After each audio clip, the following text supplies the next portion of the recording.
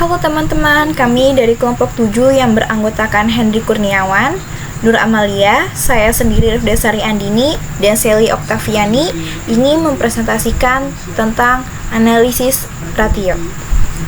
Yang pertama, pengertian dan fungsi rasio keuangan.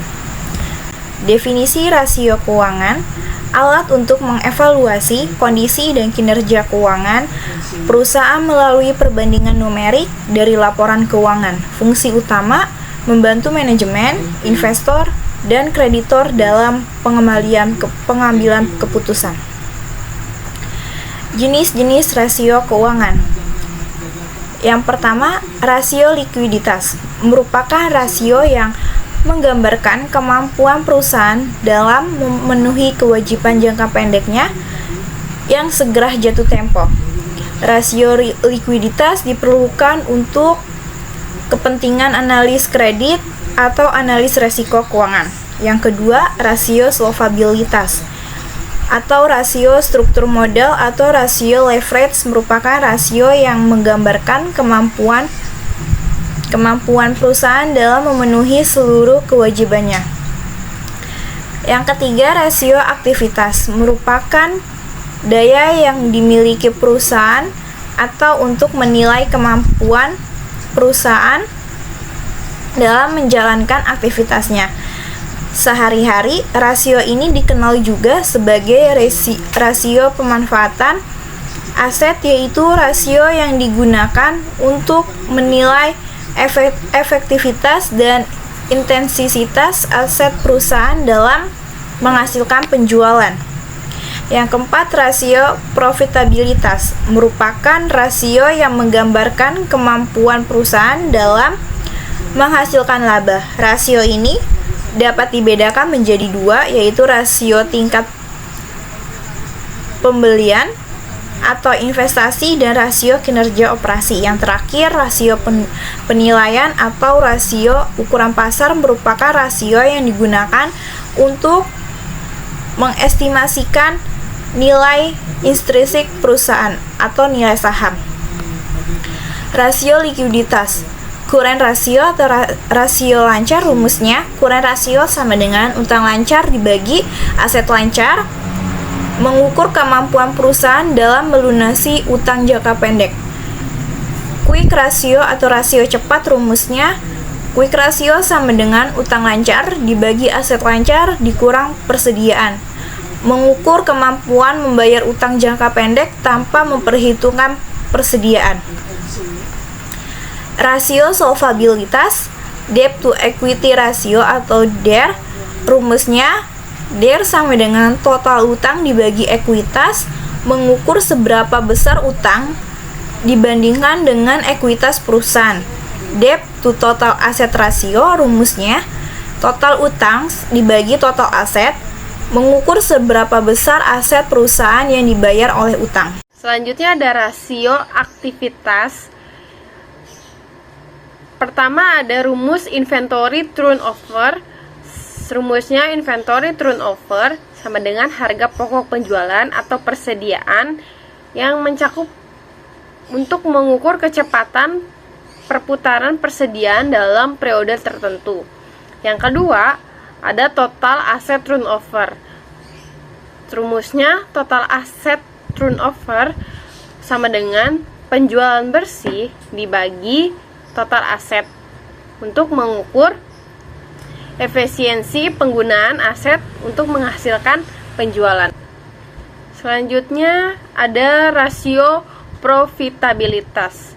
Rumusnya ada gross profit margin, yaitu rumusnya gross profit margin sama dengan laba kotor dibagi penjualan dikali 100%, yaitu untuk mengukur efisiensi produksi dalam menghasilkan laba.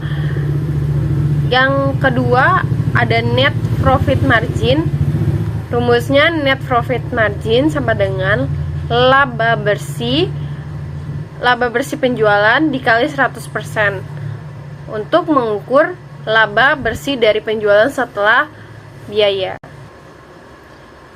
Selanjutnya masih ada rumus dari profitabilitas. Yang pertama ada turn on asset atau ROA. ROA serumusnya laba sama dengan laba bersih dibagi total aset dikali 100%, yaitu untuk mengukur seberapa efektif perusahaan menggunakan asetnya untuk menghasilkan laba. Yang kedua ada return on equity atau ROE. Rumusnya ROE sama dengan laba bersih dibagi ekuitas pemegang saham dikali 100% untuk mengukur laba yang dihasilkan untuk setiap unit ekuitas yang diinvestasikan oleh pemegang saham. Selanjutnya ada rasio pasar. Yang pertama, price to earning ratio. Rumusnya P per E ratio sama dengan harga pasar saham dibagi laba per saham atau EPS untuk mengukur harga saham relatif terhadap laba per saham. Yang kedua ada earnings per share atau EPS. Rumusnya EPS sama dengan laba bersih dibagi jumlah saham beredar untuk mengukur laba yang dihasilkan untuk setiap saham yang beredar. Selanjutnya ada rasio keuangan pembanding. Analisis laporan keuangan menjadi tidak bermakna apabila tidak ada rasio keuangan pembandingnya. Rasio keuangan pembandingnya mutlak ada untuk mengukur peningkatan dan menurunkan kondisi keuangan dan kinerja perusahaan. Berikut adalah jenis-jenis rasio keuangan pembanding yang dibutuhkan dalam melakukan analisis laporan keuangan. Yang pertama, rasio keuangan dari beberapa periode. Misalnya, rasio keuangan untuk tahun 2014 dibandingkan dengan rasio keuangan tahun sebelumnya. Yang kedua, rasio keuangan yang telah ditetapkan sebelumnya sebagai pedoman pencapaian tujuan, sasaran, dan strategi perusahaan atau goals ratio. Yang ketiga, ada rasio keuangan standar industri yang digunakan dalam industri yang sama, misalnya tingkat kecukupan modal yang disyaratkan dalam industri perbankan. Apabila rasio keuangan standar industri tidak tersedia dalam bentuk yang sudah dipublikasikan, analisis dapat menghitungnya sendiri dengan cara sebagai berikut. Yang pertama, mengumpulkan data laporan keuangan dari perusahaan-perusahaan atau dalam industri yang diperbandingkan. Kedua, menghitung angka-angka rasio yang dipilih dari tiap-tiap perusahaan yang berada dalam industri yang sama. Ketiga, menyusun rasio tersebut dari tertinggi sampai yang rendah. Keempat, menghapus rasio yang ekstrim, yaitu rasio yang terlalu tinggi atau terlalu rendah. Selanjutnya ada analisis perbandingan laporan keuangan. Analisis perbandingan laporan keuangan merupakan teknik analisis dengan cara membandingkan laporan keuangan dari dua periode atau lebih untuk menunjukkan perubahan dalam jumlah absolut maupun dalam persentase. Berikut adalah laporan laba rugi dan neraca PT Galaxy Solaria Tbk untuk tahun 2014 dan 2013. Yang pertama adalah laporan laba rugi komparatif untuk tahun yang berakhir pada 31 Desember 2014 dan 2013. Pertama kita bisa lihat ada pendapatan penjualan pada tahun 2014 sebesar 19.800.000 dan pada tahun 2013 sebesar 17 juta. Ada kenaikan sebesar 2.800.000 atau sebesar 16,5%. Yang kedua ada harga pokok penjualan pada tahun 2014 sebesar 14.700.000 dan pada tahun 2013 sebesar 12.500.000. Ada kenaikan juga sebesar 2.200.000 atau sebesar 17,6%. Yang selanjutnya ada laba kotor. Pada tahun 2014 ada 5.100.000 dan pada tahun 2013 ada sebesar 4.500.000. Ada kenaikan sebesar 600.000 atau 13,3%. Selanjutnya ada beban operasional. Pada tahun 2014 sebesar 2.390.000 dan pada tahun 2013 sebesar 2.130.000. Ada kenaikan sebesar 260.000 atau 12,2%. Yang selanjutnya ada laba operasional. Pada tahun 2014 sebesar 2.710.000 dan pada tahun 2013 sebesar 2.370.000. Ada kenaikan sebesar 340.000 atau 14,4%. Selanjutnya ada pendapatan dan keuntungan lain-lain. Pada tahun 2014 sebesar 250.000 dan pada tahun 2013 sebesar 330.000. Ada penurunan sebesar 80.000 atau 24,2%. Selanjutnya ada beban dan kerugian lain-lain. Pada tahun 2014 sebesar 960.000, pada tahun 2013 sebesar 1.300.000. Ada penurunan juga sebesar 340.000 atau 26,2%. Selanjutnya ada laba sebelum pajak penghasilan. Pada tahun 2014 sebesar 2 juta dan pada tahun 2013 sebesar 1.400.000. Ada kenaikan sebesar 600.000 atau sebesar 42,9%. Selanjutnya lagi ada pajak penghasilan. Pada tahun 2014 sebesar 400.000 dan pada tahun 2013 sebesar 280.000. Ada kenaikan sebesar 120.000 atau 42,9%. Yang terakhir ada laba bersih. Pada tahun 2014 sebesar 1.600.000 dan pada tahun 2013 sebesar 1.120.000. Ada kenaikan sebesar 480.000 atau 42,9% juga. Selanjutnya ada laporan neraca komparatif. Yang pertama ada kas. Pada tahun 2014 sebesar 700.000 dan tahun 2013 sebesar 500.000. Di sini kas ada penaikan sebesar 200.000 atau sebesar 40%. Yang kedua ada piutang usaha. Pada tahun 2014 sebesar 500.000 dan tahun 2013 sebesar 700.000. Di sini piutang ada penurunan 200.000 atau sebesar 26,6% dan seterusnya. Dan ini ada untuk utang obligasi pada tahun 4 juta pada tahun 2014 sebesar 4.900.000 dan tahun 2013 sebesar 4.500.000. Ada penaikan sebesar 400.000 atau 8,9%. Terus ada juga utang hipotek pada tahun 2014 sebesar 5 juta dan pada tahun 2013 juga 5 juta. Di sini tidak ada perubahan. Yang terakhir ada modal disetor pada tahun 2014 sebesar 5.500.000 dan pada tahun 2013 sebesar 4 juta. Ada kenaikan sebesar 1.500.000 atau 37,5%. Yang terakhir ada laba ditahan.